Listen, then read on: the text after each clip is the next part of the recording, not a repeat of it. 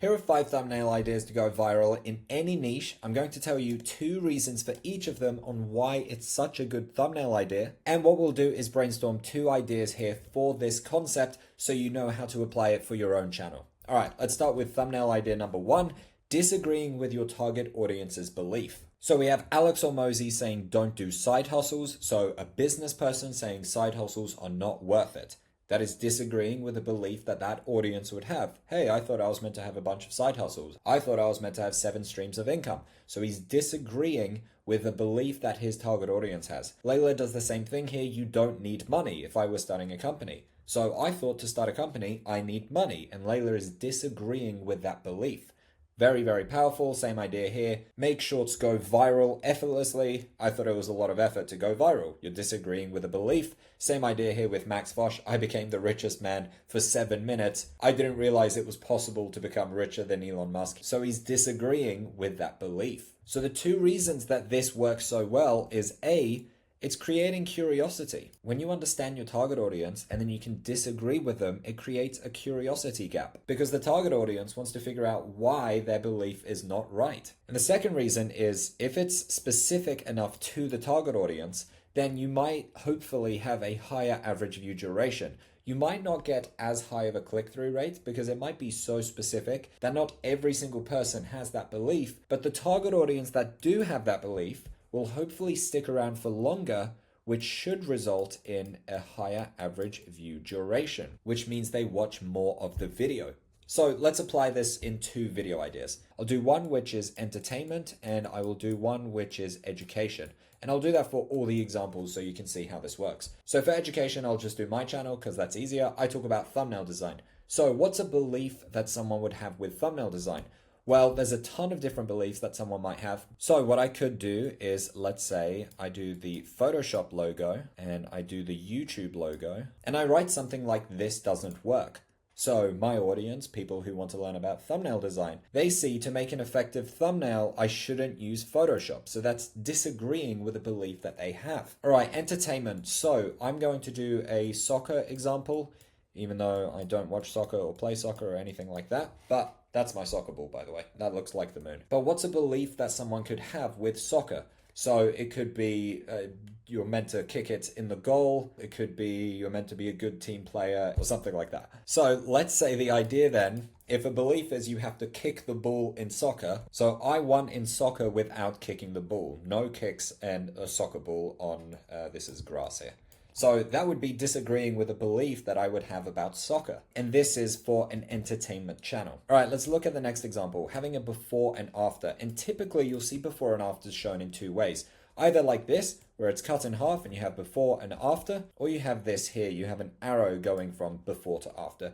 This is a really, really powerful format, and you can see this in a lot of thumbnails. And sometimes people will kind of do a before and after thumbnail format, even though it doesn't make sense for the video. So why does this work? Well, number 1 is people want to see the transformation. And if you're sticking around to see someone start with $0 and end with $1 million, most likely that will cause a good AVD, a good average view duration, because you're sticking along to see that transformation. And the better of an average view duration you have, the more YouTube will push that video because YouTube knows, hey, when people click on this video, they seem to stick around for a long time, which means they'll stay on the YouTube app for longer. And the second reason is, once again, curiosity. They're wondering, how can someone go from this kind of soil to this kind of soil? Or, hey, I have a garden like this right now. How do I get it like this? There's a curiosity gap that is being formed there. All right, let's think of 2 examples, once again, for entertainment and for education. For education, I will do this channel. So we could go with an arrow like this. And I have the original thumbnail and I have the after thumbnail. So I'm showing how do you go from a thumbnail that looks like this to how do you go to a thumbnail that looks like that. That is a before and after. That is the transformation. All right, for entertainment, let's do a channel that is about surfing. So let's do a split screen for this one. So for surfing, someone will want to transform from not being able to surf. So this is someone here bobbing in the water and they're really sad about it, to someone surfing really big waves. So we have the before, someone not being able to surf, to the after, someone being able to surf. And an idea could be something like, I entered a surfing competition with no practice. So this is how they started and this is how they ended. All right, the next format here is time passing. This is a classic. Day 1, day 100, you've probably seen this 1,000 times on YouTube. It is a classic thumbnail format that always seems to work. Why does this work? The first reason is average view duration. If you're starting like this and ending like this, you want to find out, how did it become like that? What is the actual transformation? Someone wants to see that,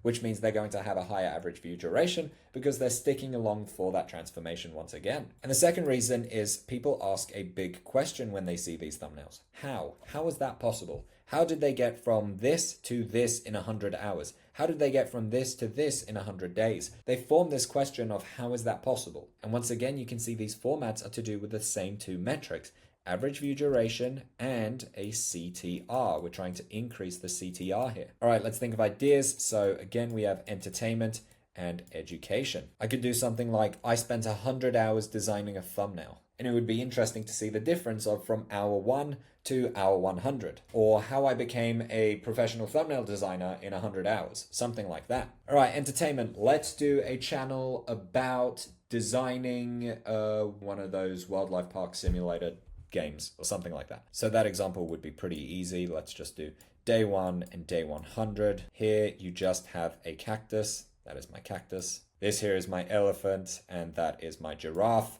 And you have day 100. So you want to see the transformation. How did someone go from this to this? Cheap versus expensive. You can do this in any single niche. Here are a couple of examples. Reason number 1 is it forms a question of what is the difference here? And when someone wonders what's the difference, then that is going to increase, or hopefully it will increase, the CTR once again. The more people that hear the question and want to find out the answer, so for example, what's the difference between a $30,000 camera and a $600 camera? Or what's the difference between an $80 or $600 toaster oven? The higher that click-through rate is. That's why it's so important to understand your target audience. The better you understand the target audience, the higher your click-through rate will be, because you can come up with questions that your audience is genuinely wondering about. Speaking of, if you're finding this useful and want to do me a favor, I have a survey linked in the description, just so I can find out who my target audience is, how I can actually help with thumbnails on this channel. All right, the second question here that some people might be wondering is, which should I buy? People might be wondering when they see this, I tried every seat on the most expensive train. Should I buy the cheap one, or is it worth buying the expensive one? It's more prominent for educational channels than it is for entertainment. Entertainment, people aren't really wondering, hey, which one of these should I buy? But something like this one here, which is educational, people will be wondering, which one of these should I buy? So once again, let's do entertainment and let's do education. So for my channel here, let's just make it very simple. $10 thumbnail designer versus $10,000 thumbnail designer. A company or a creator looking to hire a thumbnail designer will want to know, hey, is it actually a big difference? Which one here is worth buying?